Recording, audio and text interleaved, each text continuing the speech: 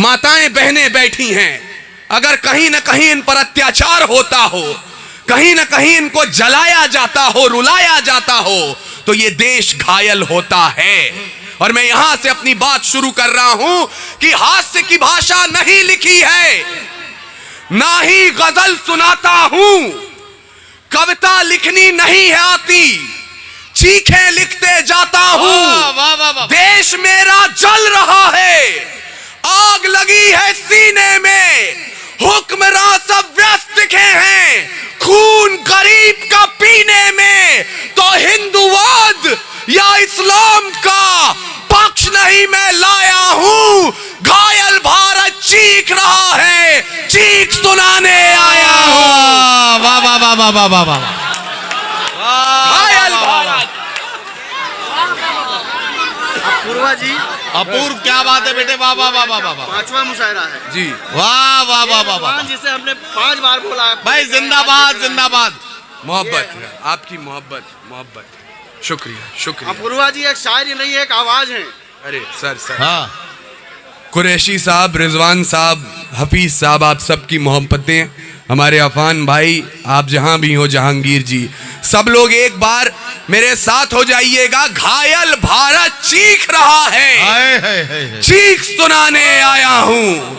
लेकिन भारत क्या सिर्फ सरहदों पर घायल होता है, या सिर्फ जब इनको दहेज के लिए जला दिया जाता है तब घायल होता है? माफ कीजिएगा, नहीं, जब मंदिर मस्जिद के नाम पर हथियार उठाया जाता है।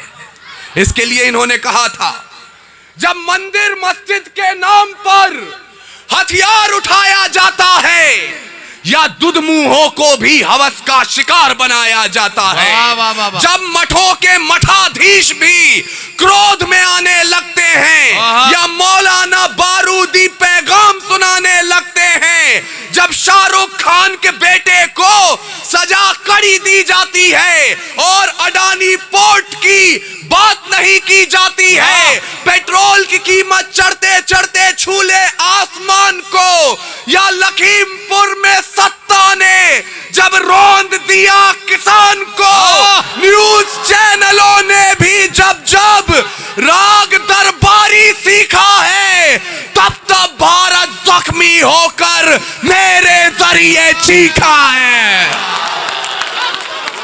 वाह वाह वाह वाह वाह वाह वाह, जिंदाबाद अपूर्व, जिंदाबाद, वाह वाह वाह वाह वाह वाह वाह वाह वाह। तब तब भारत जख्मी होकर मेरे जरिए चीखा है। जब मैं कह रहा हूं तो मेरा मतलब ये डाइस, ये मंच, और हम इसलिए चीख रहे हैं। मेरे भाइयों, आपकी जब बात हो रही थी, मुझे क्षमा करेंगी, मेरी बहन हेमा जी भी पढ़ रही थी, और जब भी, ये यकीन मानिएगा, मैं व्यक्तिगत तौर पर बता रहा हूं, नदीम फर्रुख साहब यदि मंच पर होते हैं तो मेरा लोभ होता है, लालच होता है कि उनसे कॉपी जचवा लूं। मैं यहां बैठकर आपकी तरफ से एक माफीनामा लिख रहा था उनके नाम। तहजीब के आंगन में जो लड़खड़ा रहे हैं आज, वाह, कल हाथों में सलीके से आबे जमजम और गंगा उठाएंगे। थोड़ी त्रुटियां हैं तो क्षमा कीजिएगा। तहजीब के आंगन में लड़खड़ा रहे हैं जो, कल सलीके से आबे जमजम और गंगा उठाएंगे। हमीद का जज्बा उतरेगा सीने में जिस रोज, यही हाथ लपक के सरहद पे तिरंगा उठाएंगे। यही हाथ लपक के सरहद पे तिरंगा उठाएंगे। और जब हम तिरंगे की बात करते हैं, मुझे माफ कीजिएगा, मैं कुछ भी बोल लूं, आप कुछ भी समझ लें, लेकिन ये देश, ये समाज जब तिरंगे को देख रहा होगा और सूरतगंज के इस मुशायरे को सुन रहा होगा, तो उसे केसरिया यहां नजर आ रहा होगा, हरा वहां नजर आ रहा होगा। मैं इन दोनों को जोड़कर और बीच में एक सफेद पट्टा बना के मुकम्मल भारत देश बनाना चाहता हूं। मेरे साथ हो जाइएगा। केसरिया की गवाही हरे रंग के नाम, ये सूर कबीर तुलसी की पाती, हाकिम का फरमान नहीं है। अरे वाह वाह वाह, ये कलम का मंच है, अदब का मंच है। वाह वाह वाह, ये सूर कबीर तुलसी की पाती, हाकिम का फरमान नहीं है, दिल्ली जैसा दिखलाती वैसा तो हिंदुस्तान नहीं। वाह वाह वाह वाह वाह वाह। और सूरतगंज, मुझे यकीन दिलाइए इस बात का कि अगर खुदा ने दिल में इबादत के लिए इश्क दिया है तो रगों में इंकलाब के लिए खून भी दिया है। ये सूर कबीर तुलसी की पाती हाकिम का फरमान नहीं है, दिल्ली जैसा दिखलाती वैसा तो हिंदुस्तान नहीं है। अरे मोहब्बत के शागिर्द है ये, नफरत के उस्ताद नहीं है।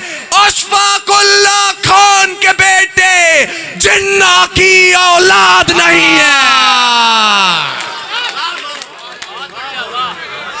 वाह वाह वाह वाह वाह वाह। मोहब्बत के शागिर्द हैं ये, वाह वाह वाह वाह वाह।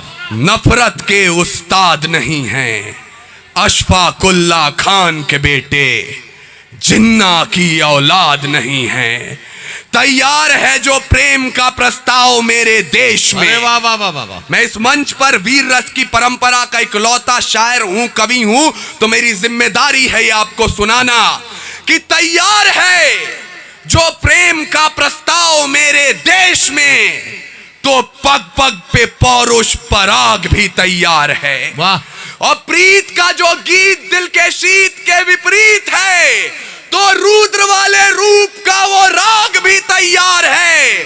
गंगा के उपासक हम तो सूरज के पुजारी भी, निर्मलता है नीर में, जलता भूभाग भी तैयार है। और देख सके तो देखे दुनिया, हिंदुस्तान की आंखों में पानी भी तैयार है और आग भी तैयार। वाह वाह वाह वाह वाह वाह वाह। और जो नौजवान अभी यहां खामोश हो गए कि हम शायराओं को सुन रहे थे, इश्क की बात हो रही थी, मोहब्बत की बात हो रही थी, यहां मुल्क वतन और आग की बात क्यों होने लगी? आपसे मुखातिब हूं। ये कमसिन सी कलियां, ये महकती हवाएं, बहुत अच्छा है। वाह वाह वाह। ये पायल की छमछम जो पास बुलाएं, ये रुखसार की लाली, ये जुल्फों के साए, ये कमर की लचकन, ये गुंजित सदाएं, ये मोहब्बत की बातें, ये महबूब की यादें, ये बुझते चरागों को बेशक हवा दें। इन्हीं की बदौलत है महफिल में रौनक, इन्हीं से वफा की अशरफी दमकती, इन्हीं से हिजर की रातें हैं कटती, इन्हीं से जवानों की आंखें चमकती। ये इश्क सवेरे की आस में है और रातों को जुगनू की तलाश में है, पर हमें आग पीने दो जिंदा जवानों की, जुगनुओं पे हमको भरोसा नहीं है। और लड़े हैं सदा ही मशालों को लेके, अंधेरे को हमने भी कोसा नहीं है। न आंखों को झीलों से तशबीह दी है, न जुल्फों को बादल का नाम दिया, न मुस्कान को उनके है चंदा कहा, न रातों की बाहों को जाम दिया। जवानों के हाथों की उठती तड़प को शमशीर ही दी है, गुलाब नहीं। उनके नहाने के बाद भी पानी को पानी कहा है, शराब नहीं। हम ही है राणा बिस्मिल भगत, यूं ही रूप अपने बदलते रहेंगे। और भारत को उजाले की पड़ी जो जरूरत, तो जलते रहे हैं और जलते रहेंगे। वाह वाह वाह वाह। भारत को उजाले की पड़ी जो जरूरत, पानी तो जलते रहे हैं और जलते रहेंगे।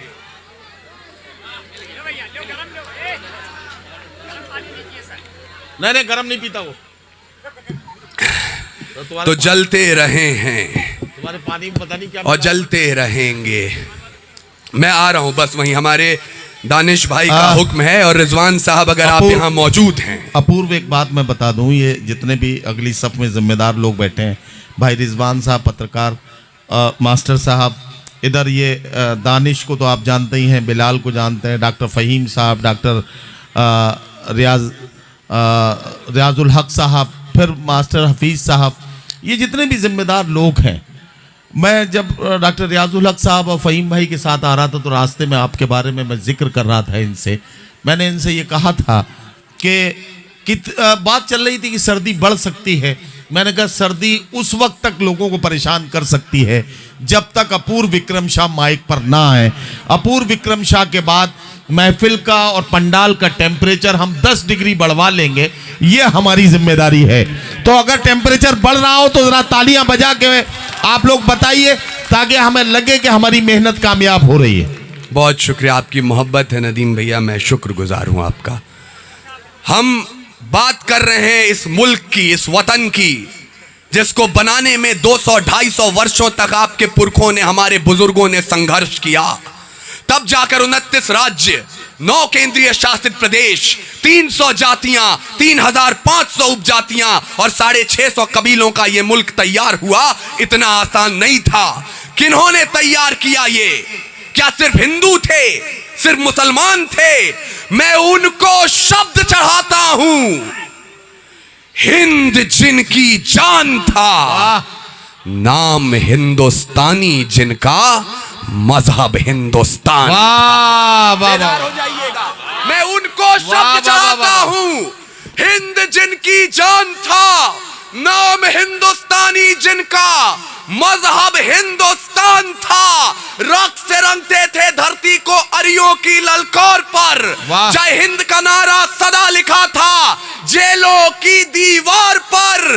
बदन पे बंधी थी बेड़ियां, दिल मगर आजाद था। और रक्त के अंतिम कतरे में भी भारत जिंदाबाद था। वाह वाह वाह वाह। हमने भारत जिंदाबाद किया उस दौर में, लेकिन आज जब आजाद भारत में हम खड़े हैं तो हमें तस्वीर क्या दिखाई गई कि कोई एक कौम इस मुल्क से प्यार नहीं करती। इतिहास के पन्ने पलटिएगा, जब 88 साल के बहादुर शाह जफर रंगून में नजरबंद थे, अंग्रेजों के एक चापलूस ने जफर के नाम 2 लाइनें लिखी और उनको सुनाई। बोले, दम दमे में दम नहीं है, खैर मांगो जान की। ए जफर झुकने लगी शमशीर हिंदुस्तान की। उस बूढ़े शेर ने एक कील उठाई और उन दीवारों पर 2 लाइनों के साथ 2 लाइनें और शुमार की। बहादुर शाह जफर ने जो जवाब दिया वो इनकी ओर से माफीनामा और आपकी तरफ से भारत के नाम एक वादा। बहादुर शाह जफर ने कहा, बरखुदार आप कहते हैं दम दमे में दम नहीं है, खैर मांगो जान की। ऐ जफर झुकने लगी शमशीर हिंदुस्तान की। तो जवाब भी सुन ले, गाजियों में बू रहेगी जब तलक ईमान की, तख्ते लंदन तक चलेगी तेग हिंदुस्तान की। तख्ते लंदन तक चलेगी तेग हिंदुस्तान की। हम उस देश में रहते हैं जहां जब महारानी लक्ष्मीबाई झांसी की हिफाजत कर रही थी और अंग्रेजों से लोहा ले रही थी, उनके तोपची का नाम था गौज खान। जब अंग्रेज किले के बिल्कुल निकट आ गए तो महारानी को लगा कि कहीं बाकियों की तरह इस पठान ने भी गद्दारी तो नहीं कर दी। वो घोड़े पर सवार हुई और गौज खान के पास पहुंची। पूछी कि गौज खान, तुम्हारी तोपों ने गोले बरसाने बंद क्यों कर दिए? थोड़ी सी खामोशी चाहूंगा आपकी भाई। महारानी झांसी ने गौज खान से पूछा कि तुम्हारी तोपों ने गोले बरसाने बंद क्यों कर दिए? गौज खान ने जवाब दिया कि मल्लिकाए झांसी, मैं उस मुकाम पर हूं, उस मोड़ पर हूं जहां एक और राम का मंदिर है, एक और एक बुजुर्ग की मजार है। शुक्रिया, शुक्रिया रिजवान भैया। रिजवान भाई धन्यवाद। अरे अरे अरे जायद भाई, थैंक यू जायद भाई। महारानी झांसी ने जब पूछा तो गौज खान ने जवाब दिया कि मल्लिकाए झांसी, मैं उस मोड़ पर आ गया हूं जहां एक और राम का मंदिर है, एक और एक बुजुर्ग की मजार है। मैं दाईं ओर से हमला करता हूं तो राम का मंदिर नहीं बचेगा, बाईं ओर से हमला करता हूं तो बुजुर्ग की मजार है, उसे नुकसान हो सकता है। महारानी झांसी ने एक पल भी नहीं गंवाया और बोली, गौज खान, तुम मंदिर की ओर से हमला करना शुरू करो, राम अपने मंदिर की रक्षा कर लेंगे, किसी बुजुर्ग की नींद में खलल नहीं पड़ना चाहिए। यह आपका देश है, यह हमारा मुल्क है। और गौज खान किसकी नुमाइंदगी कर रहे थे? जब जलियांवाला बाग में जनरल डायर ने गोली चलाने का आदेश दे दिया, उनसे पूछा गया क्यों चलवाई थी गोली? बोले पठान भाग रहे थे इसलिए गोली चलानी पड़ गई। तब अब्दुल गफ्फार खान एक पठान के बेटे ने कहा था, अगर गोरी सरकार एक भी पठान की पीठ पे गोली दिखा दे तो उसी समय मुसलमान आजादी के संग्राम से पीछे हट जाएंगे। पूरे 5 दिनों तक पोस्टमार्टम चला, 76 पठानों की लाश मिली और 76 के 76 ने गोली अपने सीने पे खाई थी। आजादी की तारीख है ये, हमारे जंगे आजादी की तस्वीर है। इसके पन्ने पलटते जाएंगे तो आपको मालूम होगा कि हमने इतनी आसानी से आजादी नहीं पाई थी। आज आपकी किताबों में आपको पढ़ाया जाता है कि 14 अगस्त आधी रात 1947 2 दस्तावेजों पर दस्तखत हुए और आजादी हमारी झोली में आ गई। ऐसा नहीं हुआ था। कतरा कतरा खून दिया था, दी जवानी जुनून दिया था। खड़े अंग्रेज माने नहीं तो गोलियों से भून दिया था। गोरियों के गाल नहीं थे, ना आवाज मजीरों की, खनखनाहट गूंजती थी सेल्यूलर में जंजीरों की। राजनीति से मिली नहीं है, नहीं खरीदी पैसों से, सौदा लहू के मोल हुआ था भगत सिंह जैसों से। और माओ ने गोली खाई थी, बेटे लटके फंदों पर, आजादी की डोली उठी है कुर्बानी के कंधों पर। वाह वाह वाह वाह। आजादी की बहुत शुक्रिया। आजादी की डोली उठी है कुर्बानी के कंधों पर। लेकिन हमने उन कुर्बानों के लिए किया क्या? आज हमने इस देश को वो दृश्य दिखाए जहां टीवी पर आकर लोग जो मन में आता है वो बोलते हैं। एक तरफ उंगली उठाएंगे, एक तरफ को सफेद पोश कह देंगे। लेकिन मैं बड़ी जिम्मेदारी के साथ कह रहा हूं और फारूक साहब की उपस्थिति में बोल रहा हूं, हमारे देश में मुसलमानों की पहचान अजमल कसाब से नहीं होती जो ताज होटल में घुसकर 166 लोगों को मौत के घाट उतार दे। इस देश में मुसलमानों की पहचान होती है तो बंबई कब्रिस्तान के उन खुददार रखवालों से जो कब्रिस्तान के गेट पर खड़े हो गए और बोले मर जाएंगे लेकिन इस नापाक जिस्म को अपने कब्रिस्तान में दफन नहीं होने देंगे। मैं वहां खड़ा हूं तो जिम्मेदारी के साथ बोल रहा हूं, हमने किस मोड़ पर लाकर अपने मुल्क को खड़ा कर दिया। मेरा भारत महान सुना था, जय जय हिंदुस्तान सुना था, आजादी की अमर कहानी गांधी का अरमान सुना था। पर अब क्या हुआ? राज्यसभाएं नीलाम हो गई। समीकरण बनाने में कोई कसर छोड़ी नहीं है। जातिवाद फैलाने में अदालत सब बाजार हुए, सौदागर वकील हो गए। पाकीज़ा थे मंदिर मस्जिद मुद्दों में तब्दील हो गए। वाह वाह वाह वाह वाह वाह वाह वाह वाह। मस्जिद मुद्दों में तब्दील हो गए।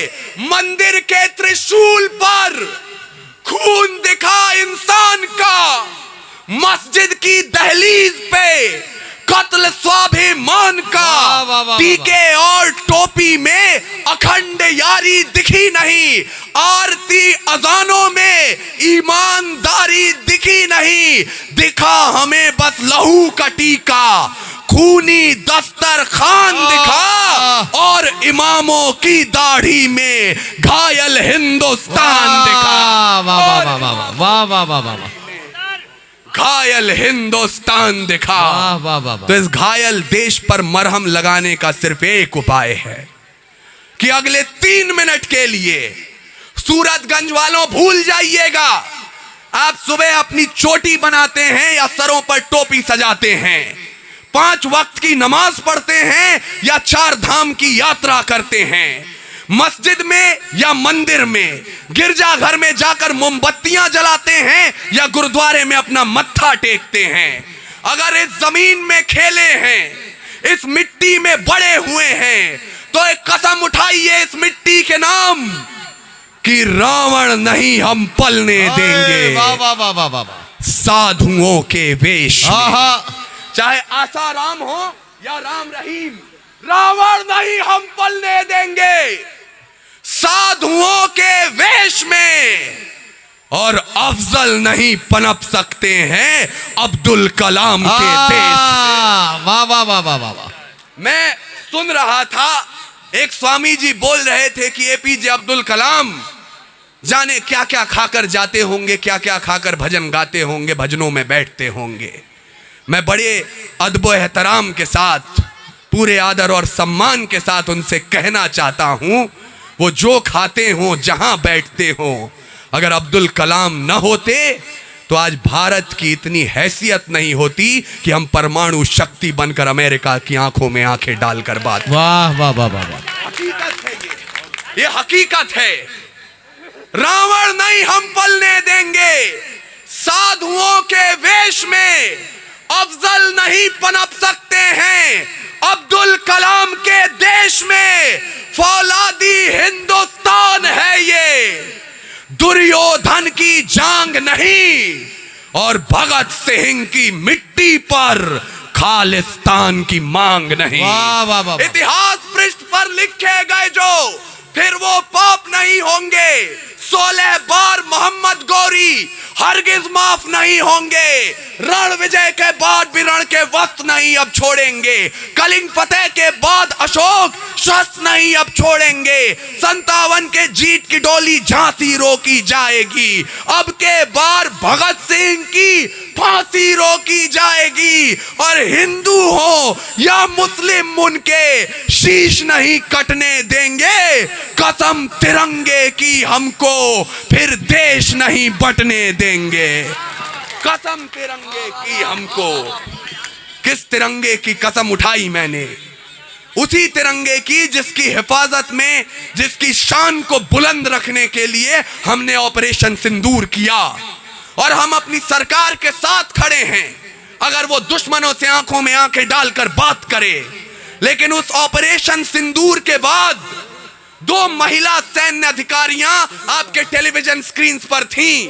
और माताएं बहनें, हमारी पर्दा नशीब फरिश्ता जैसी जो फरिश्तों जैसी जो बहनें हैं, आपसे कह रहा हूं, सोफिया कुरैशी एक कर्नल का नाम, और मध्य प्रदेश का कोई बदतमीज मंत्री उसे आतंकियों का रिश्तेदार बता रहा था। सिर्फ इसलिए क्योंकि उसका नाम था सोफिया कुरैशी।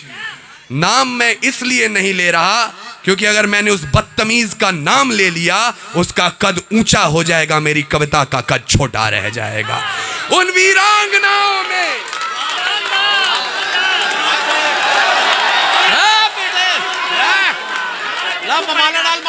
हिंदुस्तान जिंदाबाद, हिंदुस्तान जिंदाबाद। सूरजगंज का मुशारा नदीम भाई, आपकी निजामत से थोड़ी देर माफी चाहता हूँ। हाँ, माला डालो, माला डालो। बहुत अच्छा, बहुत अच्छा। बस आजादी का ये जश्न है कि मैं ये कह सकता हूँ, जा सिमरन अपनी जिंदगी जी ले।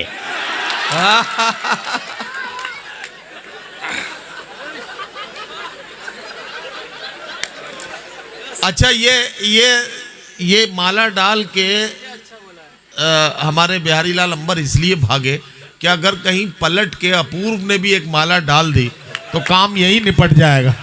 तो इसलिए मैं बड़ी जिम्मेदारी के साथ ये बात बोल रहा था, क्योंकि शायद अदब की सीमाओं के बीच नदीम फर्रुख साहब आपको ये बात न बताएं, लेकिन Guinness book of world record में एक रिकॉर्ड दर्ज था पाकिस्तान के नाम, विश्व के सबसे बड़े मुशायरे का। किसी शख्स ने अगर उस रिकॉर्ड की जो सूची थी उसमें सर्वोच्च स्थान से पाकिस्तान को हटाकर हिंदुस्तान का परचम लहराया, वो शख्स यहां बैठा है। तो मैं इस बहुत बहुत जिम्मेदारी के साथ बोल रहा हूं, उन वीरांगनाओं में झांसी का किरदार दिखाई देता है। कौन थी वो 2 महिला सैन्य अधिकारियां, जिनमें से एक का नाम सोफिया कुरैशी, भारत का एक सूबा मध्य प्रदेश, उस सूबे का एक मंत्री उसे आतंकियों का रिश्तेदार बता रहा था। ये काव्य धर्म है। कैसे रोए, कैसे चीखे, हमारे चीखने का तरीका देखिएगा। उन वीरांगनाओं में झांसी का किरदार दिखाई देता है। समर सोफिया में चंडी का अवतार दिखाई देता है। समर सोफिया में चंडी का अवतार दिखाई देता है। और जिसको भी सेना का तेवर मक्कार दिखाई देता है, विधायक हो या मंत्री, हमको गद्दार दिखाई देता है। विधायक हो या मंत्री, हमको गद्दार दिखाई देता है। जाहिद साहब और सदर मोहतरम, कोई कमियां रही हो मुझे माफ कीजिएगा, लेकिन जाते जाते आपको एक कसम देकर जाना चाहता हूं, एक सौगंध उठवा कर जाना चाहता हूं। और कोई आपसे कहे मैं